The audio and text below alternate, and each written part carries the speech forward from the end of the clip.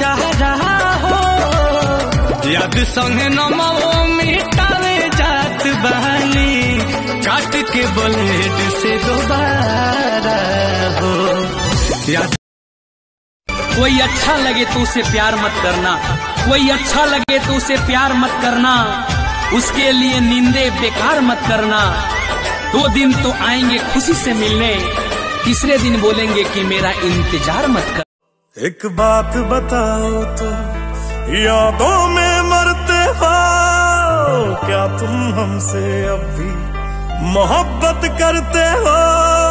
एक बात बताओ तो यादों में मरते हो क्या तुम हमसे अब भी मोहब्बत करते? तड़पत दिलवा बेचारा हो, याद संगे नमो मिटावे जात बहानी, काट के ब्लेड से दोबारा हो याद। आइल बानी तोहरा गलिया केने बाड़ू हमार ललिया, और देखो ना यारावा के पैसन भइल बा हलिया, बढ़ता बेचैनिया दादा मुश्किल भइल बा जीना। ले लो हो प्यार की गलियों में मुझे बदनाम कर दिया, प्यार की गलियों में मुझे बदनाम कर दिया। बेवफा तूने मुझको पागल ही कर दिया। हमने तो अपनी जान रख ली थी तुम्हारी हथेली पर, और तुमने इसे मेहंदी से बदल दिया। अरे अगर धड़कन ही छीनी थी तो इस पत्थर को दिल क्यों दिया? धोखा दिया है तुमने मुझे। हमने तो अपनी जान रख ली थी तुम्हारी हथेली पर।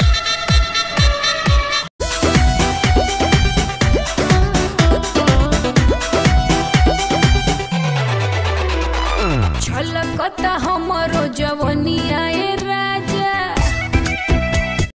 तुम अगर चाहो ना तो तुम्हें कोई भी लड़का मिल सकता है। कोई भी कोई भी कोई भी कोई भी, बस उसकी आंखें खराब होनी चाहिए। ये सोच के दिल मेरा जोरों से धड़कता है, किसी और की छत पे क्यों मेरा चांद चमकता है। हम डूब गए जाना आंखों के पास।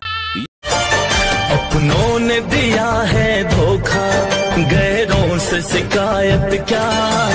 अपनों ने दिया है धोखा, गैरों से शिकायत क्या। जब दोस्त ने खंजर मारा, जब दोस्त ने खंजर मारा, दुश्मन की जरूरत क्या।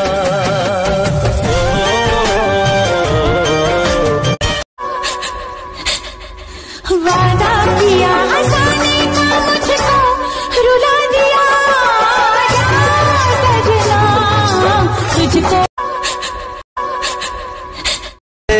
तोहरा के छुई तो हमारी बदनिया हिलोर मारे, तोहरा के छुई तो हमारी बदनिया हिलोर मारे, हिलोर मारे कैसे गंगा जी कपनिया हिलोर मारे कैसे। ऊपर वाले ने इंसान के शरीर में 9 छेद किए हैं, 2 कान के, 2 नाक के, 2 आँख के, 1 मुंह का, बाकी के 2 तू जानता है। सपने में भी गलत सोचा ना, 10वां छेद कर दूंगा।